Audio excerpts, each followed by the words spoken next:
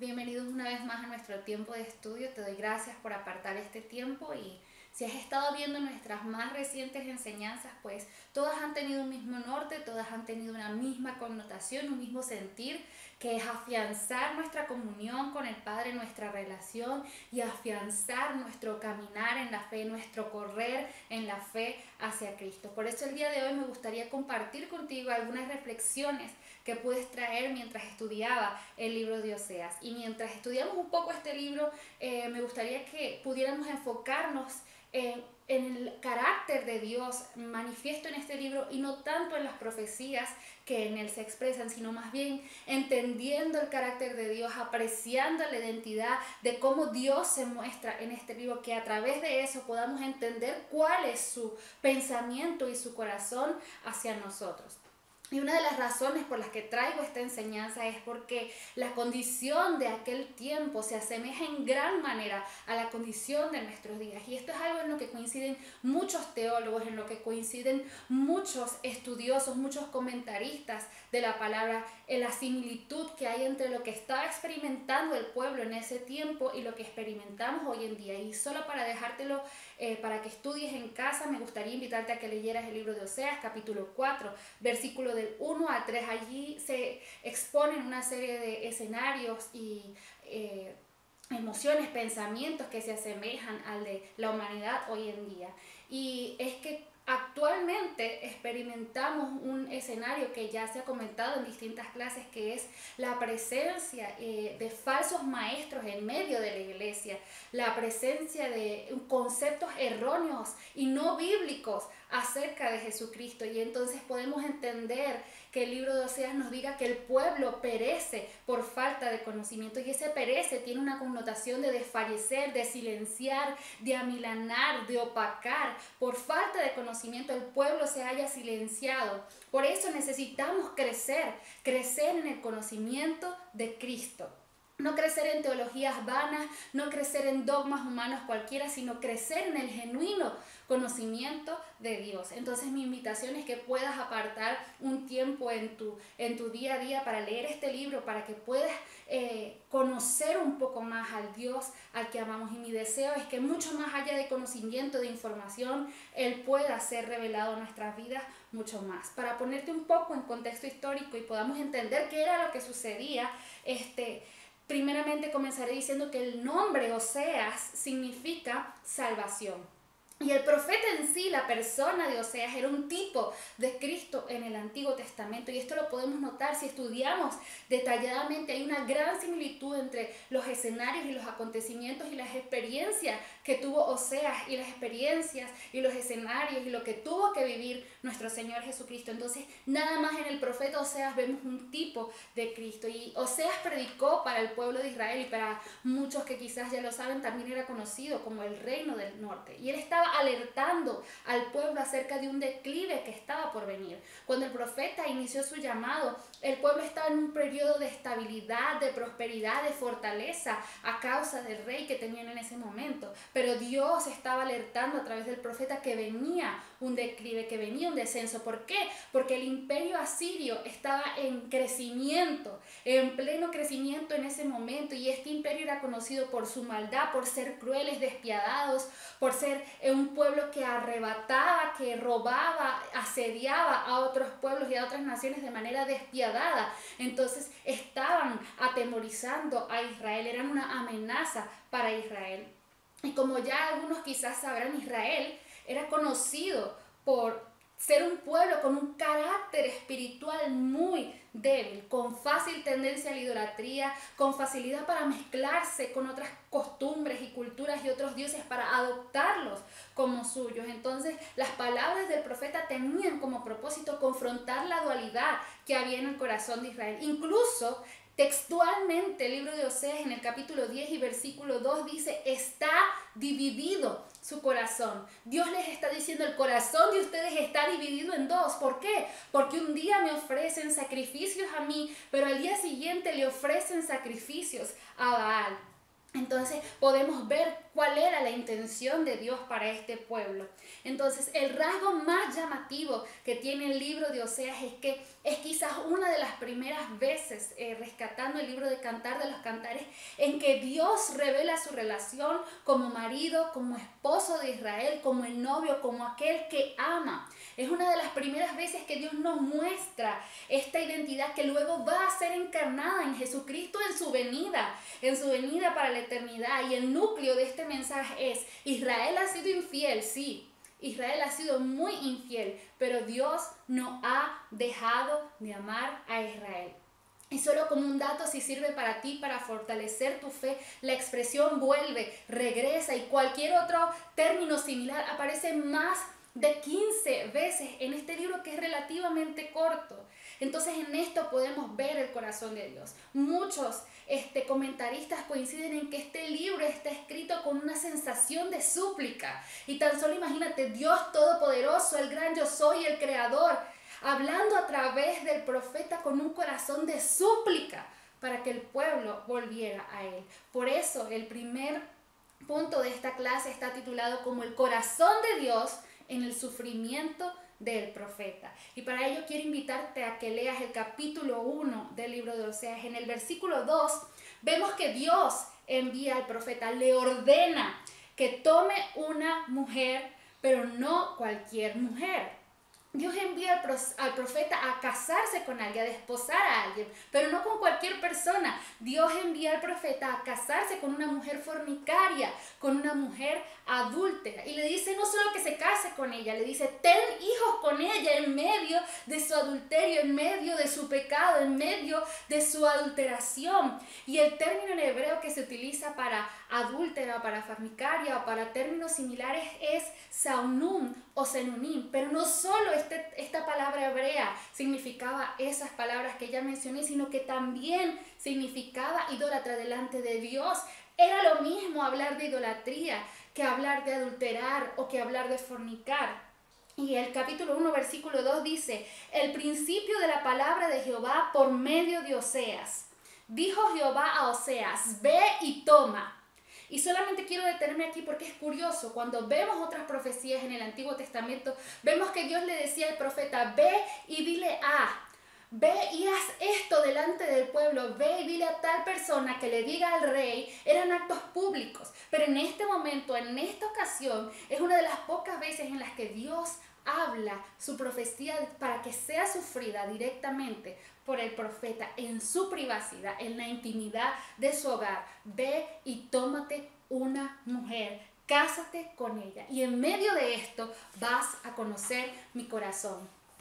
Continúa leyendo, dice: dijo Jehová a Oseas: ve y tómate una mujer fornicaria e hijos de fornicación, porque la tierra fornica apartándose de Jehová. La Nueva Traducción Viviente dice: cuando el Señor le habló por primera vez a Israel por medio de Oseas, le dijo al profeta: ve y cásate con una prostituta, de modo que algunos de los hijos de ella sean concebidos en su prostitución.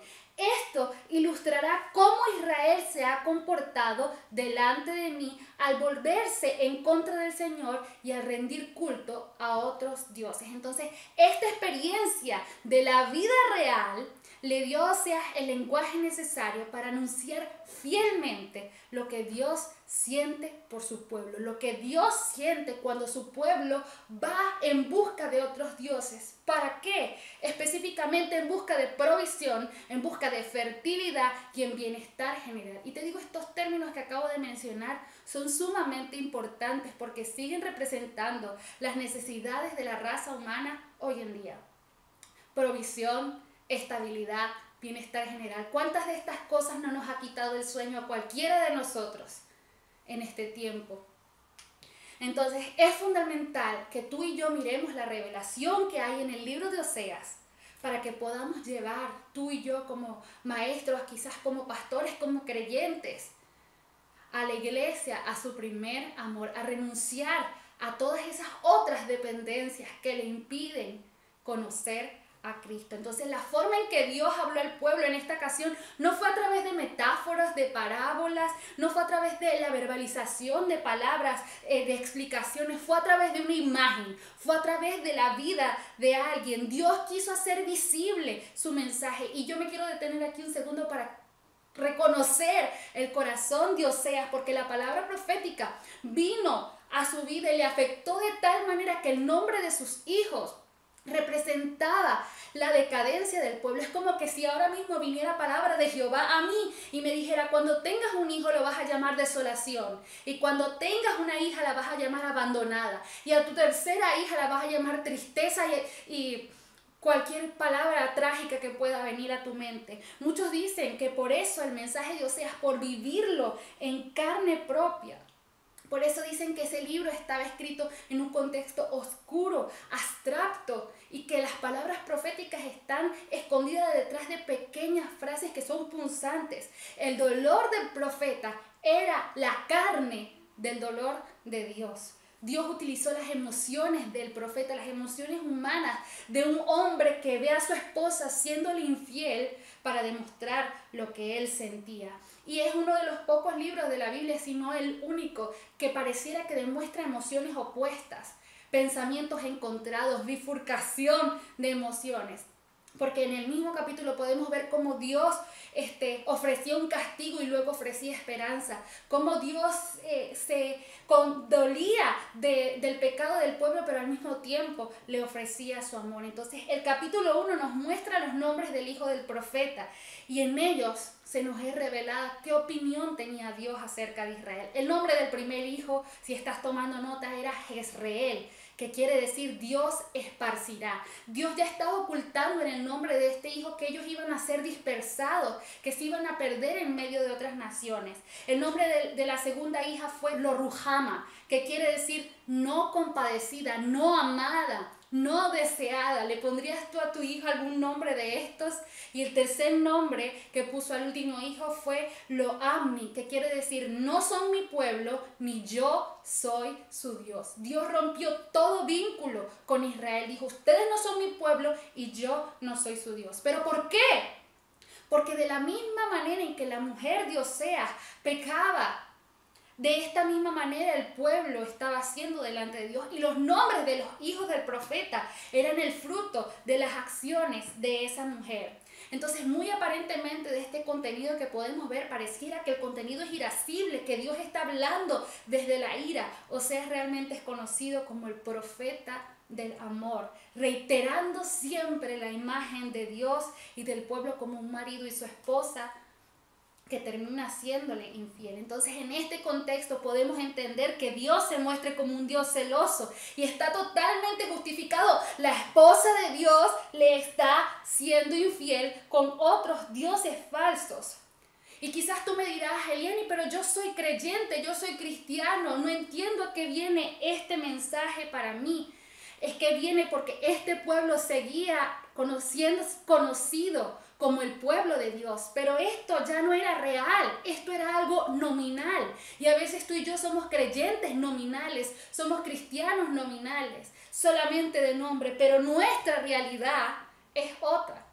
Nuestra realidad es otra, pero estamos a tiempo de reaccionar. Y mi mensaje para ti es: si eres creyente, no te distraigas, vigila tus pasos, vigila tu caminar en Cristo. Y lo que hay que entender de este libro es que este profeta estuvo casado con una mujer adúltera.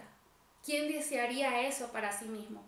Este profeta tuvo que experimentar lo que Dios experimenta cuando tú y yo pecamos, cuando somos infieles, cuando transgredimos el pacto, cuando nuestro corazón está dividido entre la fidelidad a Él y otros dioses, cuando quizás nos construimos nuestros propios dioses en busca de estabilidad, en busca de provisión y en busca de bienestar.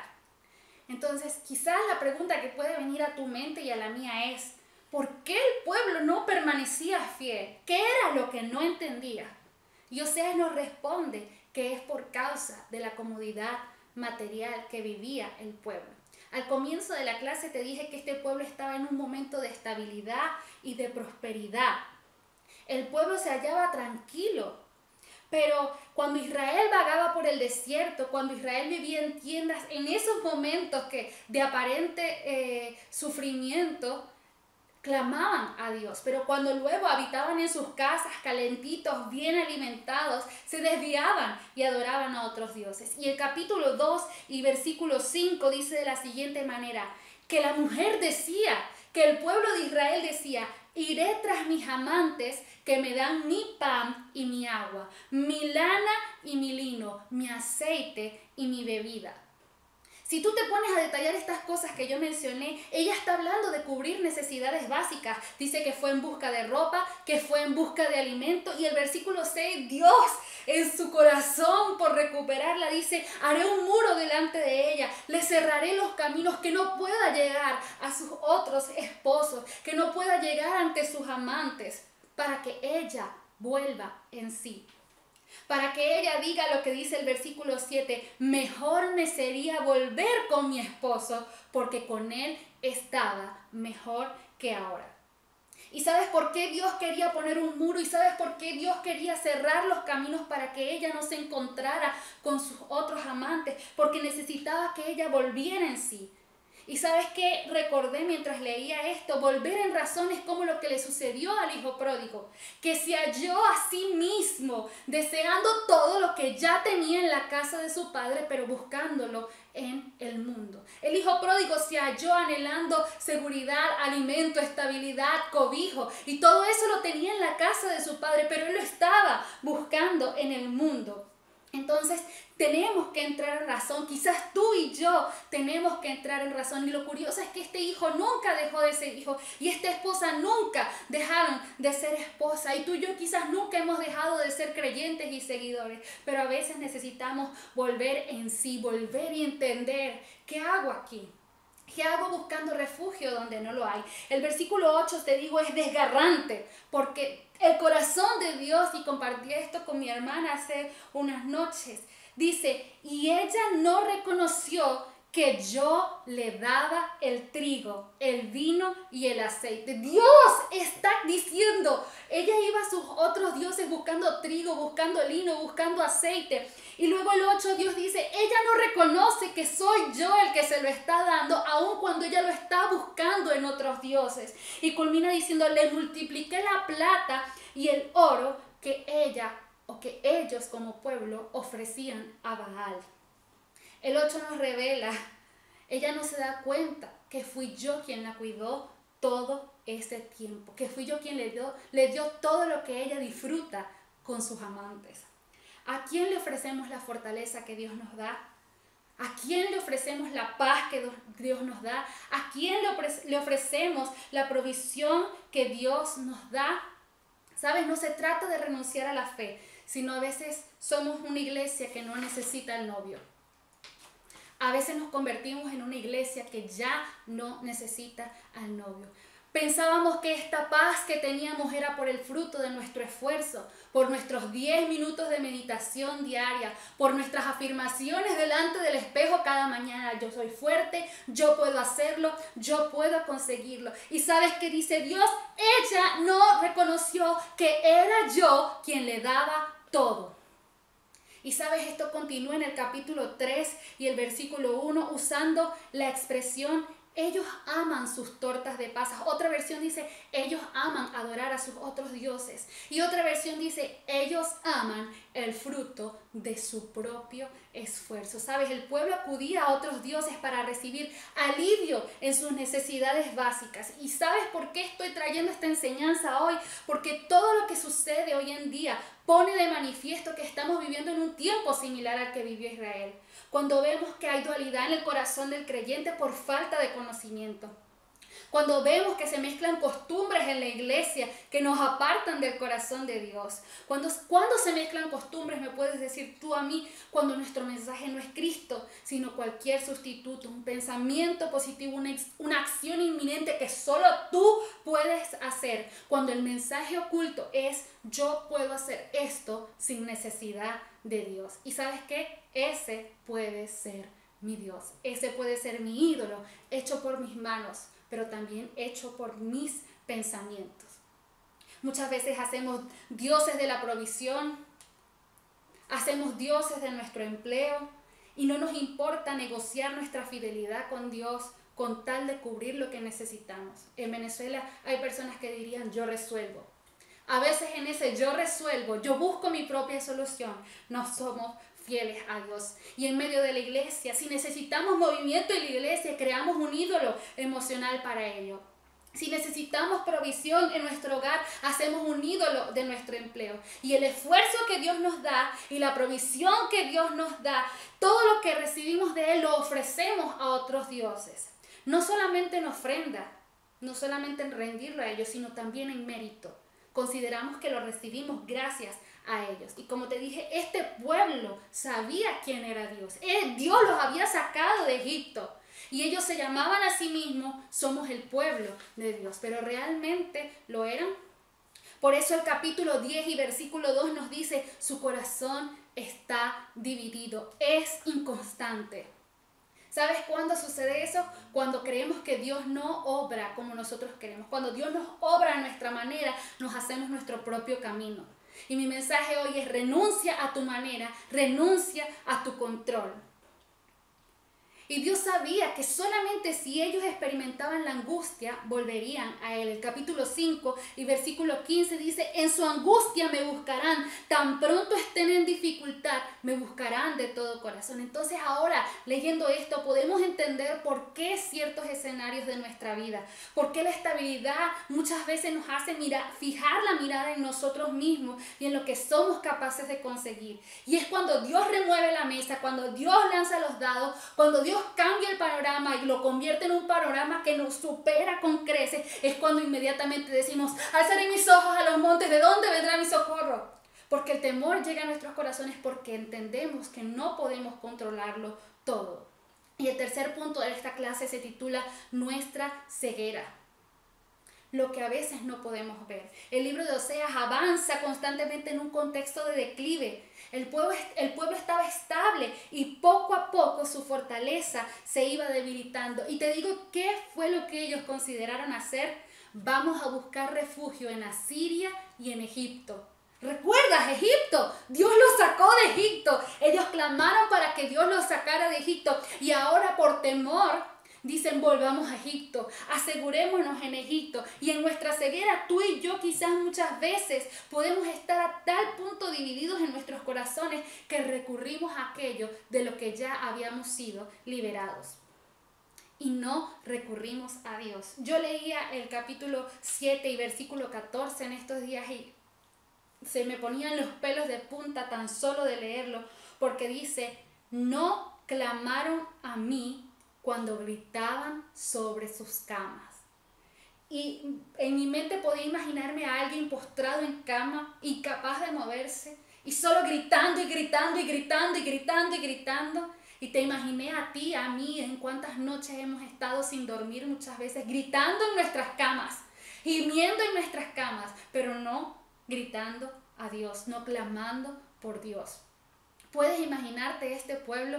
Dios dice, ustedes estaban tendidos sobre sus camas gritando, pero nunca me llamaron a mí. Dios les dice, yo los fortalecí, yo les enseñé y ustedes no vinieron a mí. Hay otro texto que dice, ustedes vieron a todos lados, miraron a todas partes, menos al Altísimo. Te estoy hablando de un pueblo que ha tenido experiencias con Dios, pero que no conoce a Dios. Te estoy hablando de un creyente que ha creído por la fe, sabe quién es Dios, pero no viene a Dios. ¿Te suena eso a algún escenario de tu vida? Dios puede forzar en ti y en mí el que le amemos, el que le sirvamos, pero Él quiere que lo hagamos genuinamente. Por eso el cuarto y último punto de esta enseñanza se llama el corazón de Dios. Y aquí me gustaría que hiciéramos un retroceso, porque todo lo oscuro que hemos leído acerca de este libro ahora está a punto de ser transformado. Me gustaría que hiciéramos un retroceso, porque habiendo leído el capítulo 1, ¿te acuerdas cuando te dije que Dios les dijo que los nombres de sus hijos iban a significar esparcidos, no compadecidos? Ya no son mi pueblo, pues resulta ser que Dios cambia todo eso. Y es donde algunos dirán es este presunto choque de emociones en el que Dios desnuda su misericordia. Entonces en ese capítulo 1 y versículo 10 vemos como Dios dice, con todo y eso, con todo en que ustedes serán esparcidos, yo no los compadeceré, no quiero que sean mi pueblo, será el número de los hijos de Israel como la arena del mar, que no se puede medir ni contar. Dios les acaba de decir, los voy a esparcir, no los voy a compadecer, ustedes ya no van a ser mi pueblo. Y el versículo siguiente dice, con todo y eso, con todo y que ustedes se merecen todo esto, los hijos de Israel van a ser multiplicados a tal punto de que nadie los podrá contar. Y Dios transforma el nombre de sus hijos. Y más adelante vemos que cuando decía, tú serás llamado Jezreel, como Dios esparcirá, Dios los regará. Ahora vemos en el capítulo 1 y más adelante que él dice, no, ahora será Jezreel porque Dios va a sembrar. Y aquella que era llamada lo Ruhama, no compadecida, ahora se llama Ruhama, que es compadecida, la que yo amo. Y inmediatamente después de Dios haberle dicho, lo Anmi, ustedes no son mi pueblo, no soy su Dios, le dice, no, ahora quiero que tu hijo se llame Anmi, porque quiero que recuerden que yo sigo siendo su Dios. Y el capítulo 2 y versículo 14 literalmente es como una explosión de amor, porque te digo que Dios se propone conquistarla, Dios se propone enamorar. El capítulo 2 y versículo 14 dice, pero he aquí que yo la atraeré y la llevaré al desierto y hablaré a su corazón. Y hablaré a su corazón. O sea, Dios literalmente se está proponiendo volver a conquistar a Israel. Dice, la llevaré al desierto y le hablaré tiernamente. Hablaré a su corazón, la conquistaré, la enamoraré. Cobran mucho sentido los escenarios que quizás tú y yo hemos vivido en nuestras vidas. Y el versículo 2, que el capítulo 2 continúa en el versículo 14, en el 15, y dice que la llevará al valle de Acor. Y el valle de Acor era un valle conocido por la tragedia, por la muerte, por el horror, por la sangre. Literalmente Acor significa problemas, significa aflicción. Y Dios le dice, la llevaré por el valle de Acor. Y ¿sabes qué te digo? Y en medio de un valle de problemas, me viene a la mente Salmo 23, y en medio de un valle de aflicción haré una puerta de esperanza por amor de mí mismo, por amor a Israel, por amor de ti y por amor de mí. Hace unos versículos atrás Dios les estaba diciendo, voy a hacer un muro, te voy a cerrar los caminos para que no veas a tus amantes, pero ahora en medio del valle de la aflicción y de los problemas voy a hacer una puerta de esperanza para ti. Y esto nos revela el amor tierno de Dios, comparable al de un esposo que perdona a una esposa infiel, comparable al amor de un padre que acepta a un hijo rebelde. El versículo 16 dice, ya no me llamarás Señor, me llamarás mi esposo. Y esto es algo profético, porque así llamaremos a Jesús, lo llamaremos mi esposo. Entonces Dios anhela una esposa para su hijo que le ame de la misma manera en que ese hijo la ama. Que lo ame a él, que ame al hijo de la misma manera en que el hijo la ama. Y tú me dirás que quizás esta profecía era para Israel, que no tiene nada que ver contigo y conmigo, pero en ella vemos el plan eterno de Dios. El versículo 19 al 23 nos habla de una manifestación del evangelio a los gentiles en el Antiguo Testamento. El versículo 19 dice, te desposaré conmigo. Y es como si Dios estuviera diciéndole sus votos a Israel, sus votos de amor. Te haré mi esposa para siempre, mostrándote rectitud y justicia, amor inagotable y compasión. Te seré fiel y te haré mía y por fin me conocerás como el Señor. Y culmina diciendo, a los que no eran pueblo, ahora lo serán. Y eso somos tú y yo. Estábamos en el corazón de Dios desde que el libro de Oseas fue escrito. El capítulo 3 comienza diciendo, ve y ámala otra vez. Te pongo en contexto. Oseas se casa con una mujer adúltera, la redime, la recompone, paga el precio por ella. Y un poco después vuelve y se encuentra con que esta mujer le ha sido infiel. ¿Y sabes qué le dice Dios? Ve y ámala otra vez, redímela.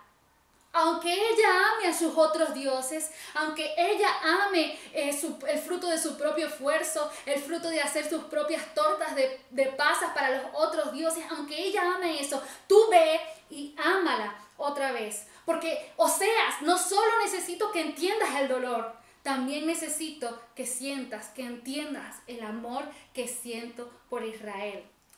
El capítulo 4 y versículo 6 nos dice, mi pueblo perece porque no me conoce, mi ley no está en su corazón. Y muchas veces tú y yo nos sentimos débiles, tú y yo desfallecemos, tú y yo nos sentimos como pereciendo, pero porque no hemos decidido conocer a Dios, al Dios que puede cubrir esas necesidades que estamos sintiendo.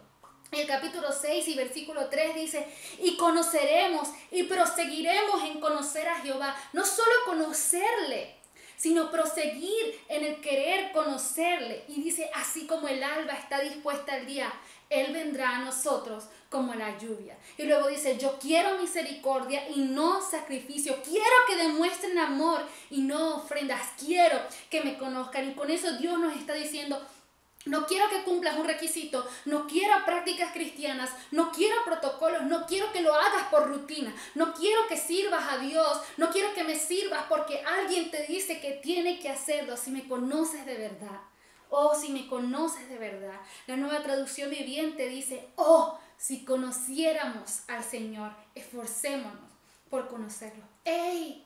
Esfuérzate por conocerlo, por ser genuinos en nuestra adoración, porque si le conocemos, le amaremos, amaremos su venida. ¿Sabes qué haremos cuando amemos su venida? Cantaremos Maranata en nuestros corazones, porque su pacto eterno está en medio nuestro. Porque Él vendrá en busca de una esposa, en busca de su amada. El capítulo 11 y versículo 4 dice, con cuerdas humanas los atraje, dice, con cuerdas de amor. Y fui para ellos como el que alza el yugo de sobre su cerviz. Y les puse comida delante, les puse comida. Dice, Dios nos ata a Él para que podamos volver a Él. Dice, con cuerdas de amor los atraje. Si te alejas un poco, Dios vuelve y te atrae a través de esa cuerda de amor. Y el versículo 8 dice, se revuelve mi corazón, mi pensamiento. ¿Sabes? Se revuelve. El pensamiento de Dios se revuelve. ¿Sabes? En Dios no hay duda y en Dios no hay sombra de variación, pero Dios usa el lenguaje del sufrimiento de Oseas, de amar a su esposa, pero al mismo tiempo saber que ella le ha sido infiel, para hacernos entender lo que Él siente por su pueblo, porque Él es justo. El juicio dicta esto, el juicio dicta que ustedes tienen que ser esparcidos, pero su pensamiento, al pensar en Israel, se revuelve, da un vuelco, cambia por completo, porque Dios ama a su pueblo. Y luego dice, está henchido, inflamado de compasión. Y la palabra que se usa para inflamado quiere decir profundamente afectado por la pasión. ¿Alguna vez cuando estás a punto de hacer algo que amas o que te emociona, tu corazón se acelera? ¿Alguna vez cuando has visto algo que te gusta o a alguien que amas, tu corazón se acelera? El capítulo 14 y versículo 3 culmina este libro prácticamente diciendo, reconozcan que el asirio no los salvará. Y sabes, Dios puede obligarnos a que le sirvamos, a que nos acerquemos a Él, pero dice, necesitamos reconocerlo.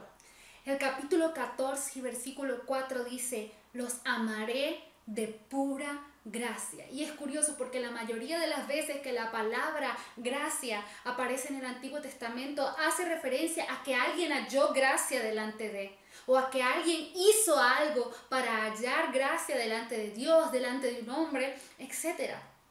Pero en esta ocasión Dios ofrece su gracia gratuitamente al pueblo. Les dice, yo los amaré de pura gracia, no porque ustedes la hayan hallado, sino porque los amo. Ustedes no hallaron gracia delante de mí, ténganlo por seguro, pero yo los amo. Y esto es algo que solo vemos en el Nuevo Testamento, esta gracia irrefrenable, esta gracia no basada en nuestros actos, esta gracia inmerecida, este regalo de Dios solo se manifiesta a través de Jesucristo. Literalmente tengo aquí escrito, no porque la hayamos hallado, sino porque nos halló a nosotros. La gracia nos encontró a nosotros, tú y yo no la hallamos delante de Dios. La gracia nos alcanzó a nosotros nosotros. Y la gracia tiene un nombre y ese nombre es Jesús. Jesús es ese esposo prometido. Todo en Él es verdadero, todo lleno de gracia y de verdad, dice su palabra, para rescatarnos, para redimirnos, para encontrarnos como a Gomer, a esa mujer con quien se casó, o sea, y si nos encuentra fallando, redimirnos otra vez,